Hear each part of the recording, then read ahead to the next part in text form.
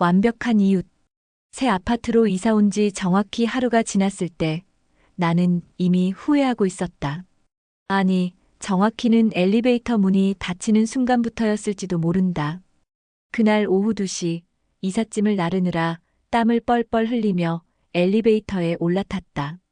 15층짜리 신축 아파트의 7층. 우리 가족이 새롭게 보금자리를 마련한 곳이었다. 남편 준호는 승진으로 인한 회사 이주 지원금과 몇 년간 모은 돈을 합쳐 겨우 전세로 들어올 수 있었던 우리에게는 꿈만 같은 공간이었다. 엘리베이터가 4층에서 멈췄다. 문이 열리자 한 여자가 올라탔다. 40대 중반쯤으로 보이는 그녀는 명품 브랜드로 온몸을 치장하고 있었다. 에르메스 백, 샤넬 재킷, 루브텐 구두까지. 아마 이 아파트 가격대를 고려하면 전혀 이상할 것 없는 모습이었지만 내게는 여전히 눈부셨다. 새로 이사 오셨군요. 그녀가 먼저 말을 걸었다.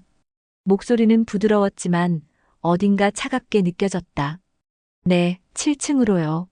아, 그럼 제가 바로 윗집이네요. 8층에 살고 있어요. 엘리베이터가 7층에 도착했다. 문이 열리려는 순간 그녀가 내 팔을 살짝 잡았다. 한 가지 말씀드릴 게 있어요. 그녀의 눈이 갑자기 심각해졌다. 이 아파트는 방음이 그렇게 좋지 않아요. 특히 밤에는. 절대로 소음을 내시면 안 됩니다. 특히 아이들이 있으시다면 더욱 조심하셔야 해요. 나는 고개를 끄덕였지만 뭔가 이상했다. 경고라기보다는 위협에 가까운 느낌이었다. 네, 물론 조심하겠습니다. 그럼 됐네요. 좋은 이웃이 되길 바래요. 엘리베이터 문이 닫히고 나는 한동안 그 자리에 서 있었다. 뭔가 석연치 않은 기분이 들었지만 이사 스트레스 탓이라고 생각하려 했다. 일장 첫 번째 신호. 이사 온 지 일주일이 지났다. 아이들 10살 지훈이와 8살 서연이는 새 집과 새 학교에 적응하느라 바빴고 남편 준호는 새로운 업무 환경에 적응하느라 매일 늦게 들어왔다. 나 혜진은 집 정리와 아이들 돌봄으로 하루하루가 정신없이 지나갔다. 그런데 이상한 일들이 하나둘씩 생기기 시작했다. 첫 번째는 택배였다. 내가 주문하지 않은 고급 와인 한 박스가 우리 집으로 배송되어 왔다. 발송인은 801호 김정미라고 되어 있었다. 바로 윗집, 그 여자였다. 실수로 배송된 것 같아요. 내가 와인 박스를 들고 8층에 올라가 벨을 눌렀다. 인터폰 너머로 그녀의 목소리가 들렸다. 아, 그거요? 환영 선물이에요. 새로 이사 온 기념으로요. 너무 비싼 것 같은데요. 괜찮아요. 좋은 이웃이 되자는 의미예요. 받아주세요. 거절하기 어려운 분위기였다. 나는 고맙다는 인사를 하고 내려왔지만 뭔가 깨름칙했다. 처음 만난 이웃에게 이런 고급 와인을 선물한다는 게 일반적인 일은 아니었으니까. 두 번째는 소음이었다. 정확히는 소음에 대한 과도한 반응이었다. 어느 날 저녁 지훈이가 거실에서 축구공을 가지고 놀다가 바닥에 공을 떨어뜨렸다. 그저 한 번 쿵 소리가 났을 뿐이었다. 그런데 5분도 지나지 않아 초인종이 울렸다. 혹시 위에서 소음이 났나요? 김정미 씨가 서 있었다. 미소를 짓고 있었지만 눈은 전혀 웃지 않고 있었다. 죄송해요. 아이가 실수로 공을 떨어뜨렸어요. 아, 그렇군요. 아이들이니까 어쩔 수 없죠. 하지만 앞으로는 조심해 주세요. 제가 신경이 예민한 편이라서. 그녀는 여전히 미소를 짓고 있었지만 그 미소가 오히려 무서웠다. 세 번째는 감시였다. 아니, 정확히는 감시당하고 있다는 느낌이었다. 마트에서 장을 보고 돌아오는 길 아파트 주차장에서 그녀의 차를 자주 보게 되었다. 검은색 수입차였는데 항상 우리 차 근처에 주차되어 있었다. 그리고 이상하게도 그녀는 항상 우리가 들어올 시간에 맞춰서 주차장에 있었다. 엄마, 저 아줌마 또 있네. 서연이가 창문을 보며 말했다. 8층 베란다에서 김정미 씨가 아래를 내려다보고 있었다. 우리가 올려다보자 급하게 안으로 들어갔다. 그냥 바람 쐬는 거겠지. 나는 아이들에게 그렇게 말했지만 속으로는 점점 불안해지고 있었다. 이장 균열. 이사 온 지 한 달이 지났을 즈음 이상한 일들은 더욱 구체적이고 직접적으로 변했다. 어느 날 밤 지훈이가 악몽을 꾸며 울기 시작했다. 나는 아이를 달래느라 거실을 왔다 갔다 하며 등을 토닥여 주었다. 시계를 보니 밤 11시가 조금 넘은 시간이었다. 다음 날 아침 김정미 씨로부터 문자가 왔다. 어젯밤 소음 때문에 잠을 못 잤어요. 아이가 아팠나 보네요. 하지만 다른 이웃들도 있으니 조심해 주세요. 문자를 받은 시간을 보니 새벽 6시였다. 그녀가 얼마나 예민하게 반응하고 있는지 알 수 있었다. 하지만 더 이상한 건 그 다음이었다. 관리사무소에서 전화가 왔다. 701호 세대 주시죠? 소음 관련해서 민원이 들어왔는데요. 민원이요? 네, 야간 소음으로 인한 민원입니다. 앞으로 조심해 주세요. 나는 당황스러워했다. 우리가 그렇게 시끄럽게 한 적이 있었나? 아이가 아파서 달래준 것뿐인데. 그날 저녁 준호에게 이야기했다. 여보, 위층 사람이 좀 이상해. 어떻게? 너무 예민하게 반응해. 조금만 소리가 나도 바로 연락 와. 준호는 피곤한 표정으로 대답했다. 아파트 생활이 처음이라 그런 것 아냐? 조금만 더 조심하자. 하지만 나는 이게 단순히 예민함의 문제가 아니라는 걸 직감적으로 알고 있었다. 며칠 후 더욱 이상한 일이 벌어졌다. 아이들이 학교에서 돌아와서 한 말 때문이었다. 엄마, 오늘 학교 앞에서 이상한 아줌마가 우리한테 말 걸었어. 지훈이의 말에 나는 긴장했다. 어떤 아줌마? 위층 아줌마. 우리가 어느 반인지, 몇 시에 집에 오는지 물어봤어. 서연이도 끼어들었다. 그리고 엄마가 언제 집에 혼자 있는지도 물어봤어. 나는 소름이 돋았다. 그녀가 우리 아이들에게까지 접근하고 있다니. 그날 밤 나는 잠을 이룰 수 없었다. 뭔가 크게 잘못되고 있다는 느낌이 들었다. 그리고 그 느낌은 곧 현실이 되었다. 3장 침입. 이사 온 지 2달째 되던 어느 금요일 오후 나는 아이들을 학원에 보내고 혼자 집에 있었다. 준호는 출장으로 부산에 가 있었고 집은 조용했다. 오후 3시쯤 현관문 비밀번호를 누르는 소리가 들렸다. 나는 이상하다고 생각했다. 아이들이 오기에는 너무 이르고 준호는 부산에 있었다. 현관문이 열리는 소리가 들렸다. 혜진 씨, 계세요?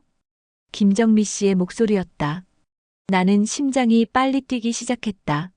어떻게 우리 집 비밀번호를 알고 있는 거지? 네, 있어요. 어떻게? 아, 택배 아저씨한테 들었어요. 혹시 집에 계시나 해서요. 그녀는 거실로 들어왔다. 마치 자신의 집처럼 자연스럽게. 갑자기 어떻게 오신 거예요? 커피 좀 빌리려고요. 집에 떨어져서. 하지만 그녀의 시선은 우리 집 안을 훑어보고 있었다. 마치 무언가를 찾고 있는 것처럼. 아, 네. 잠깐만요. 나는 부엌으로 가서 커피를 가져왔다. 그런데 돌아와 보니 그녀가 우리 가족 사진을 보고 있었다. 좋은 가족이네요. 남편분은 어떤 일 하세요? 회사원이에요. 어느 회사? 질문이 점점 사적으로 변해갔다. 나는 불안했지만 거절하기 어려웠다. 그런데 혹시 우리 집 비밀번호를 어떻게 아신 거예요? 아, 그거요? 그녀가 미소를 지었다. 관리사무소에서 들었어요. 긴급 상황을 대비해서 이웃끼리 알아두면 좋다고 하더라고요. 그런 말을 들은 적이 없었다. 관리사무소에서 그런 개인정보를 함부로 알려줄 리도 없었다. 그럼 이만 가볼게요. 커피 고마워요. 그녀가 나간 후 나는 즉시 비밀번호를 바꿨다. 그리고 관리사무소에 전화를 걸었다. 비밀번호를 다른 세대에 알려준 적 있나요? 그런 일은 절대 없습니다. 개인정보보호법 위반이에요. 나는 점점 무서워졌다. 그녀가 어떻게 우리 집 비밀번호를 알았을까? 그리고 왜 우리 집에 들어온 걸까? 그날 밤 준호에게 전화했다. 여보, 빨리 집에 와. 뭔가 이상해. 하지만 준호는 출장 일정상 당장 올 수 없었다. 내일 저녁에 들어갈게. 그때까지 조심해. 나는 그날 밤 거의 잠을 자지 못했다. 그리고 내 불안은 현실이 되었다. 사장 에스컬레이션. 다음 날 토요일 아침, 아이들과 함께 마트에 갔다가 돌아오는 길이었다. 엘리베이터에서 김정미 씨를 마주쳤다. 어머, 장 보셨네요. 네. 아이들 간식도 많이 사셨고, 우리 집에 놀러 와도 돼요. 지훈이와 서연이가 나를 올려다봤다. 아이들 표정에서 어색함이 느껴졌다. 다음에요. 그래요. 그런데 어제 집에 갔을 때 보니까 아이들 방 정리가 안 되어 있던데 혹시 도움이 필요하면 언제든 말해요. 나는 소름이 돋았다. 그녀가 어제 우리 집에 와서 아이들 방까지 봤다는 뜻이었다. 집에 도착해서 즉시 아이들 방을 확인했다. 미묘하게 물건들의 위치가 바뀌어 있었다. 지훈이 책상 위에 연필들, 서연이 인형들의 배치가 평소와 달랐다. 애들아, 어제 방 정리했니? 아니요, 엄마. 나는 전신에 소름이 돋았다. 그녀가 내가 커피 가져오는 동안 아이들 방을 뒤진 것이었다. 오후에 준호가 돌아왔다. 나는 그간 있었던 일들을 모두 이야기했다. 여보, 이건 정상이 아니야. 우리 집 비밀번호를 어떻게 알았는지도 모르겠고 아이들 방까지 뒤졌어. 준호는 심각한 표정이 되었다. 경찰에 신고해야겠어. 하지만 그 순간 초인종이 울렸다. 인터폰을 확인하니 김정미 씨였다. 혹시 남편분 오셨어요? 인사드리러 왔어요. 준호가 문을 열었다. 안녕하세요. 위층에 사는 김정미입니다. 아, 네. 안녕하세요. 좋은 가족이시네요. 아내분한테 많이 들었어요. 그녀의 시선이 준호를 훑어보고 있었다. 마치 평가하는 듯한 시선이었다. 그런데 한 가지 말씀드릴 게 있어요. 네. 이 아파트는 좋은 사람들만 살아야 해요. 그래야 집값도 유지되고, 혹시 이상한 사람들이 들어오면 다들 곤란하잖아요. 무슨 의미인지 알 수 없는 말이었다. 그런데 요즘 아래층에서 이상한 소리가 나서요. 혹시 무슨 일 있으신가요? 준호가 나를 쳐다봤다. 특별한 일은 없는데요. 그래요? 그럼 됐네요. 앞으로도 조용히 살아요. 그녀가 나간 후 준호와 나는 심각하게 대화를 나눴다. 이건 정말 이상해. 뭔가 우리를 압박하려는 것 같아. 내일 관리사무소에 가서 상담해보자. 하지만 우리는 그녀의 진짜 의도를 아직 모르고 있었다. 오장 진실의 편린. 일요일 아침 관리사무소에 갔다. 다행히 일요일에도 관리인이 근무하고 있었다. 801호에 대해서 문의드리고 싶은데요. 아, 김정미 씨요? 무슨 일이시죠? 이웃 간 문제가 있어서요. 관리인은 잠시 망설이더니 작은 목소리로 말했다. 사실 김정미 씨 때문에 민원이 좀 있었어요. 어떤 민원요? 이전 7층 세대주도 김정미 씨 때문에 이사를 갔거든요. 소음 문제로 계속 시달리다가 나와 준호는 서로를 쳐다봤다. 그럼 우리 전에도 7층에 누가 살았다는 거죠? 네, 신혼부부였는데 1년도 못 살고 이사 갔어요. 김정미 씨가 계속 소음 민원을 넣고 관리비 연체를 퍼뜨리고 결국 견디다 못해서 나갔죠. 관리비 연체를 퍼뜨린다는 게 무슨 뜻이에요? 사실이 아닌 소문을 퍼뜨렸거든요. 그 부분은 관리비를 항상 정시에 냈는데도 우리는 점점 김정미 씨의 정체에 대해 의구심을 갖기 시작했다. 혹시 김정미 씨가 어떤 사람인지 아세요? 관리인이 주변을 둘러보고는 더욱 작은 목소리로 말했다. 이건 공식적으로 말씀드릴 수는 없지만 김정미 씨는 이 아파트 전체를 자기 소유로 만들려고 하는 것 같아요.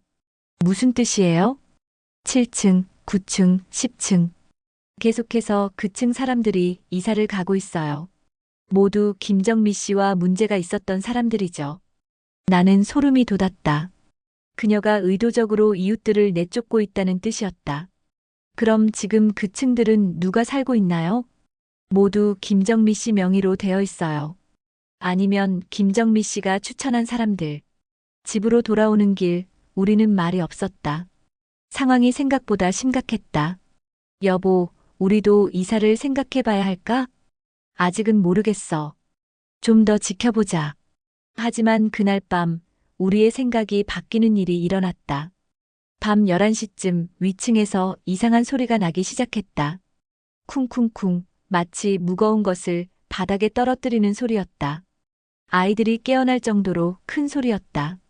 준호가 위로 올라가서 항의하려고 했다. 여보, 가지 마. 왜? 저렇게 시끄럽게 하는데. 뭔가 이상해. 의도적으로 하는 것 같아. 과연 내 예상이 맞았다. 다음 날 아침 관리사무소에서 전화가 왔다. 701호에서 소음 민원을 넣었다는 신고가 들어왔는데요. 저희가 민원을 넣었다고요? 네, 801호에서 그렇게 신고했습니다. 김정미 씨가 우리를 함정에 빠뜨리려 하고 있었다. 자신이 소음을 내고 우리가 항의하면 우리를 가해자로 만드는 것이었다. 6장 가스라이팅. 그 주부터 김정미 씨의 행동은 더욱 교묘해졌다. 월요일 아침 아이들이 학교에 가려고 나가는데 엘리베이터 앞에서 김정미 씨가 기다리고 있었다. 애들아, 학교 잘 다녀와요. 평범한 인사 같았지만 아이들 표정이 어두워졌다. 엘리베이터 안에서 서연이가 내 손을 꽉 잡았다. 엄마, 저 아줌마 무서워. 왜? 계속 우리를 쳐다봐. 실제로 김정미 씨는 엘리베이터 안에서 내내 우리를 관찰하고 있었다. 미소를 짓고 있었지만 그 시선이 차갑게 느껴졌다. 화요일에는 더욱 이상한 일이 벌어졌다. 아이들이 학교에서 돌아와서 하는 말이었다. 엄마, 담임 선생님이 우리에 대해서 물어보셨어. 뭘 물어보셨는데? 집에서 잘 지내는지, 혹시 문제가 없는지. 그런 거요. 누군가가 학교에 우리 가족에 대한 허위 신고를 한 것 같았다. 나는 즉시 학교에 전화를 걸었다.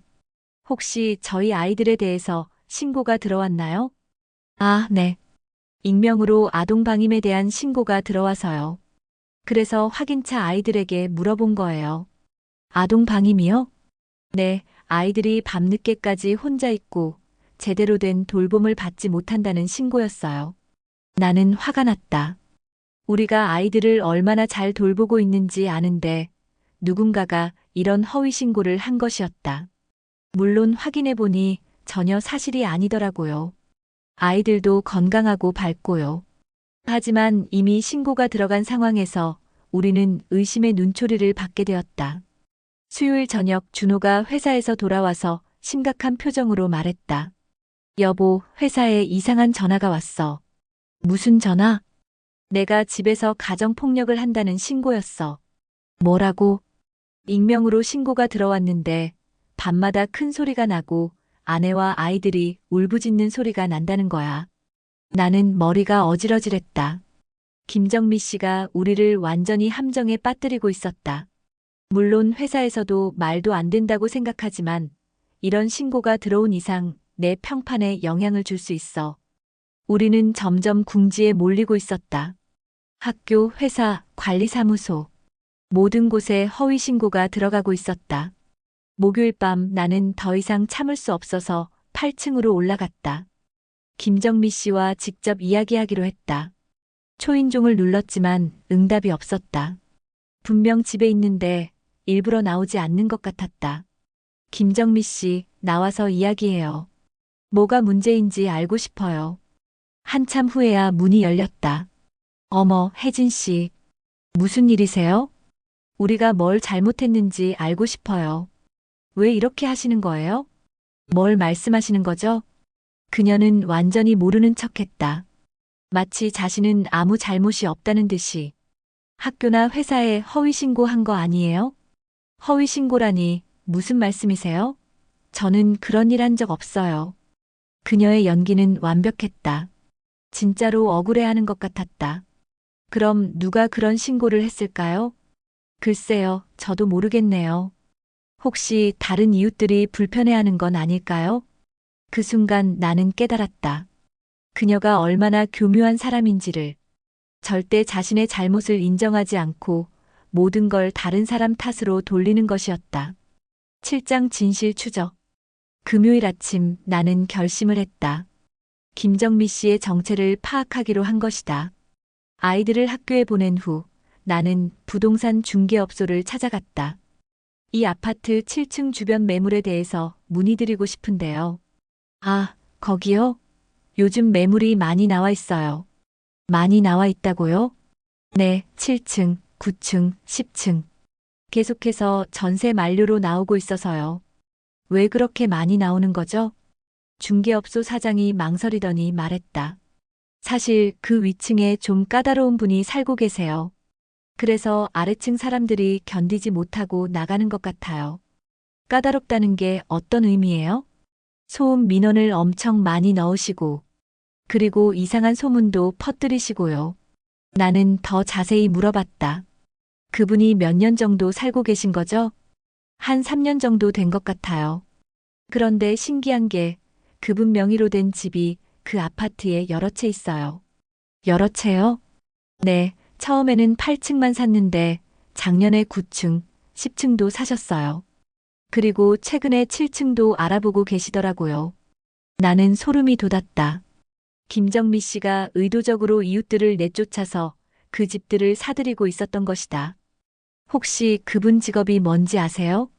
정확히는 모르겠지만 돈이 많으신 것 같아요. 현금으로 계속 집을 사고 계시거든요.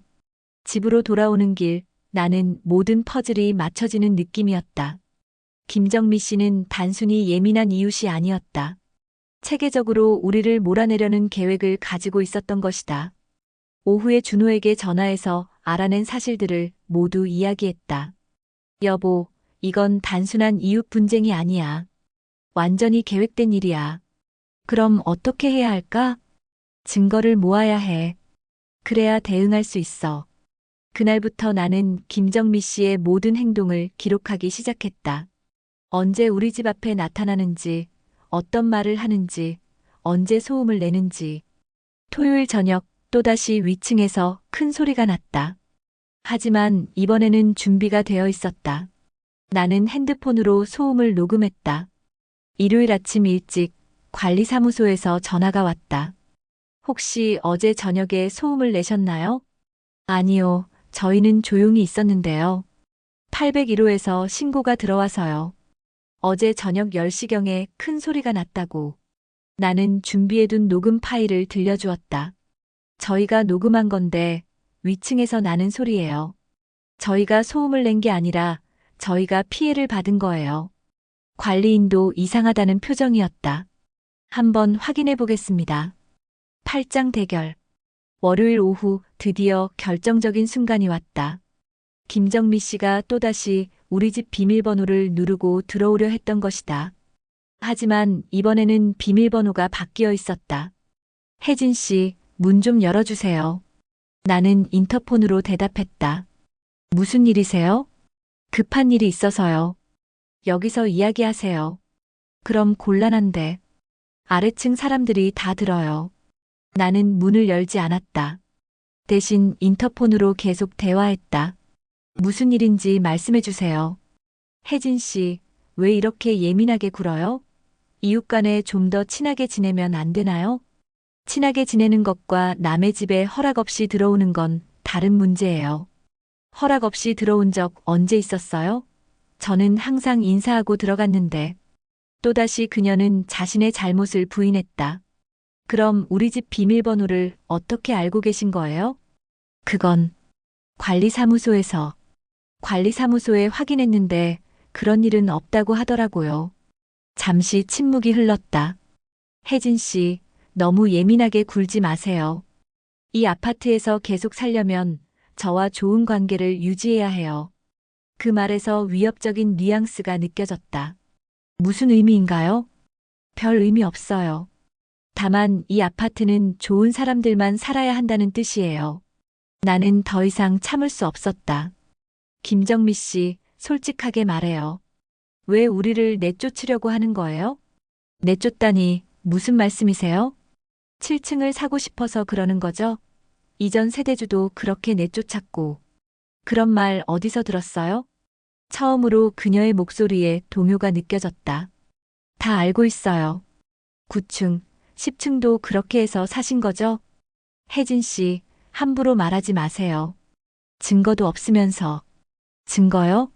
충분히 있어요. 그 순간 엘리베이터가 올라오는 소리가 들렸다. 준호가 일찍 퇴근한 것이었다. 여보. 준호가 상황을 파악하고 김정미 씨에게 말했다. 앞으로 저희 집에 함부로 오지 마세요. 그리고 허위 신고도 그만하시고요. 허위 신고라니 전 그런 적 다 증거 있습니다. 법적 대응도 고려하고 있어요. 김정미 씨의 얼굴이 순간 일그러졌다. 그동안 숨기고 있던 진짜 모습이 드러나는 순간이었다. 법적 대응이라. 재밌네요. 해보세요. 그녀는 더 이상 가면을 쓰지 않았다. 목소리도 차갑게 변했다. 이 아파트에서 제가 어떤 사람인지 곧 알게 될 거예요. 구장 전쟁의 시작. 김정미 씨가 가면을 벗은 후 상황은 더욱 악화되었다. 그녀의 공격은 더 직접적이고 악의적으로 변했다. 화요일 아침부터 시작되었다. 새벽 5시부터 위층에서 큰 소리가 나기 시작했다. 마치 무거운 가구를 끌고 다니는 소리, 망치로 벽을 두드리는 소리. 아이들이 깨어날 정도였다. 엄마, 위에서 왜 이렇게 시끄럽게 해요? 서연이가 졸린 눈을 비비며 물었다. 이건 명백한 보복이었다. 나는 바로 관리사무소에 전화했다. 새벽부터 801호에서 소음이 너무 심해요. 확인해 보겠습니다. 하지만 관리인이 확인하러 올라간 사이에 소음은 멈췄다. 그리고 오히려 김정미 씨가 관리사무소에 우리에 대한 민원을 넣었다. 701호에서 허위 신고를 했다고 하시네요. 이런 식으로 모든 상황이 뒤바뀌었다. 우리가 피해자인데 가해자로 몰리는 것이었다. 수요일에는 더욱 교묘한 공격이 시작되었다. 아이들이 학교에서 돌아와서 하는 말이었다. 엄마, 오늘 학교에서 이상한 아줌마가 왔어. 어떤 아줌마? 위층 아줌마. 우리 반에 와서 선생님이랑 이야기했어. 김정미 씨가 학교까지 찾아간 것이었다. 나는 즉시 학교에 전화했다. 오늘 김정미라는 분이 학교에 오셨나요? 아, 네. 아이들 안전을 걱정해서 오셨다고 하더라고요. 어떤 이야기를 하셨는데요? 아이들이 집에서 제대로 된 보살핌을 받지 못하고 있는 것 같다고. 그래서 학교에서 더 관심을 가져달라고 하시더라고요. 나는 분노로 몸이 떨렸다. 그녀가 우리 아이들까지 이용하고 있었다. 목요일 저녁 상황은 극에 달했다. 준호가 회사에서 돌아오자마자 심각한 표정으로 말했다. 여보, 큰일 났어. 뭔데? 회사에 정식으로 진정서가 들어왔어. 내가 가정폭력을 한다는 내용으로. 진정서요?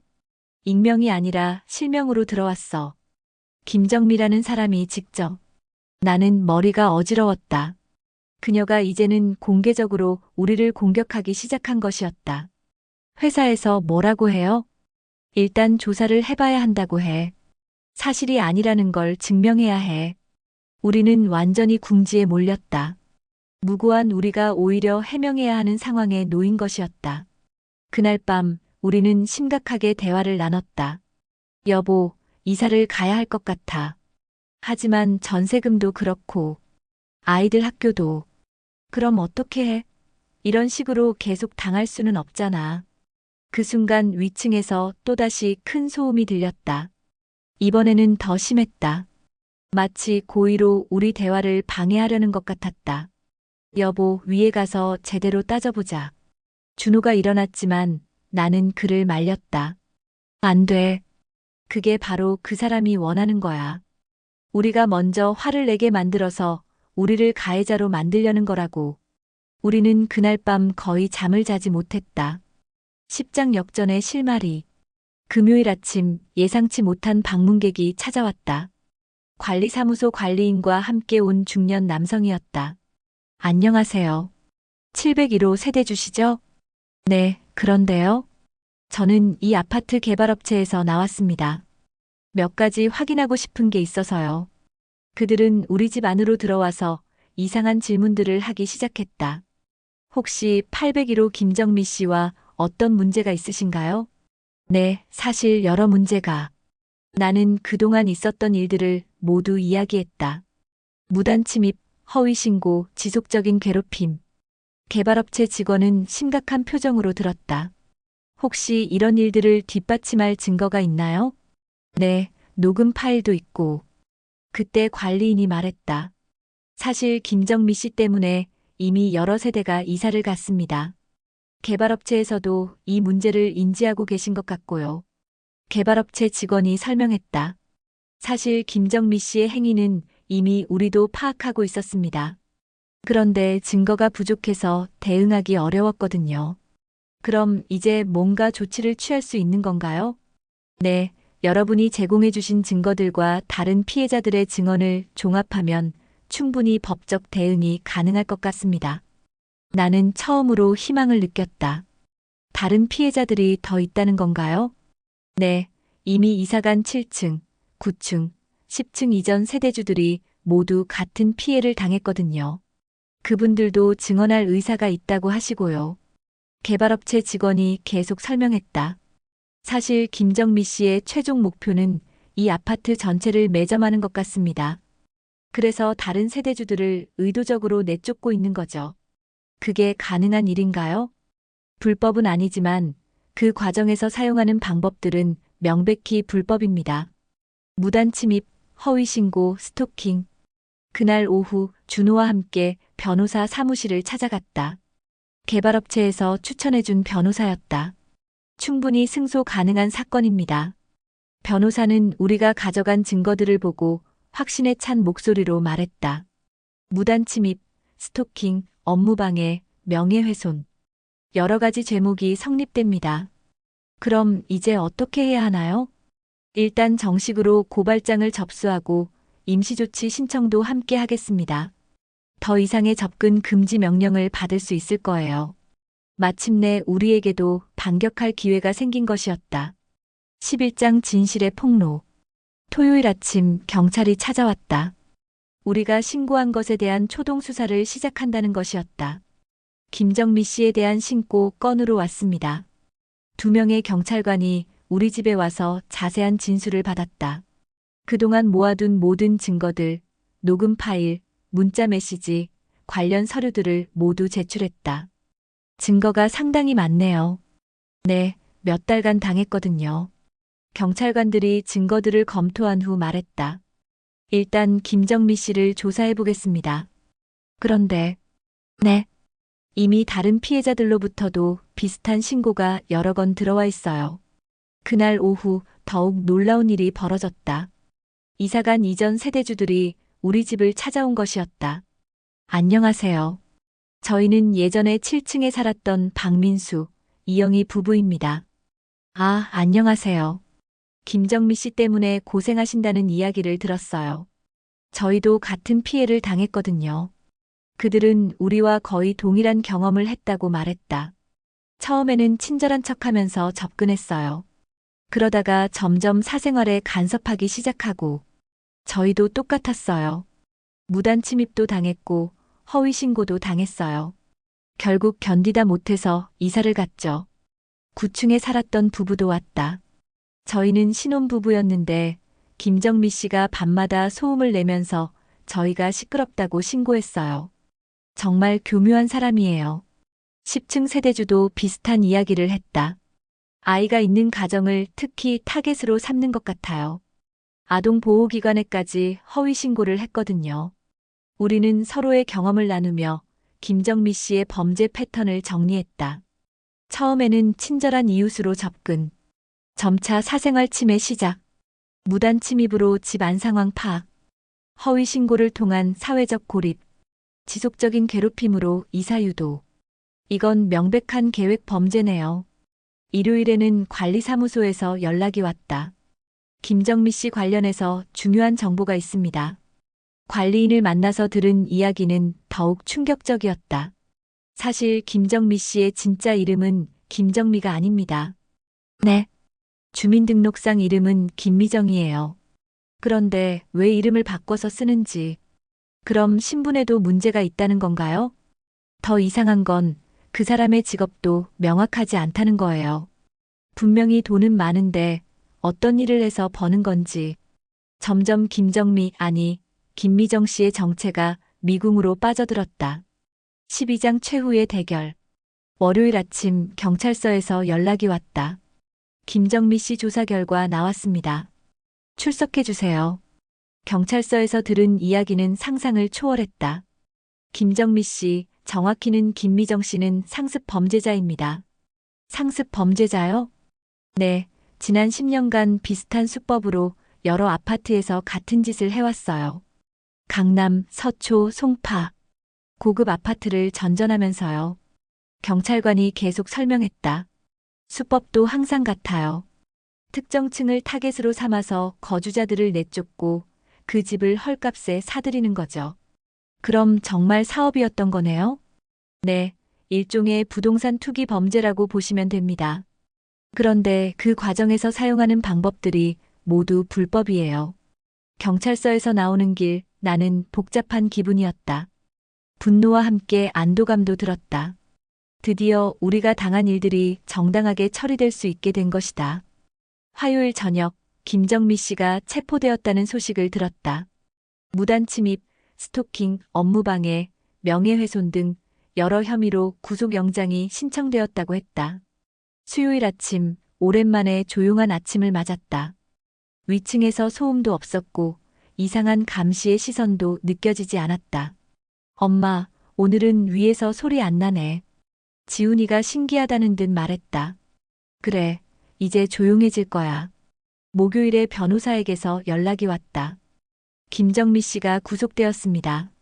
그리고 민사소송도 승소 가능성이 높아 보여요. 정말요? 네, 다른 피해자들과 함께 집단소송을 진행하면 더욱 유리할 것 같습니다. 금요일 저녁, 준호와 함께 조용한 저녁을 먹었다. 아이들도 오랜만에 편안한 표정이었다. 이제 정말 끝난 건가? 응, 끝났어. 에필로그 평온한 일상.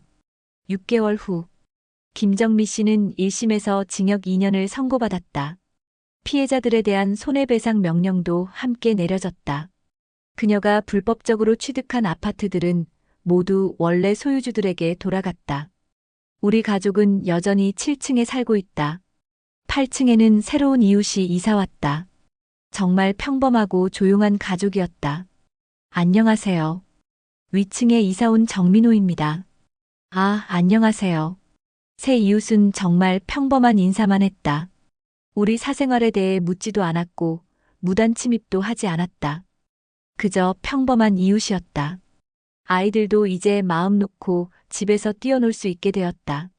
밤에 악몽을 꾸면 언제든 울어도 되고 친구들을 집에 데려와서 놀아도 된다. 어느 토요일 저녁 가족들과 함께 거실에서 영화를 보고 있었다. 평범하고 조용한 일상이었다.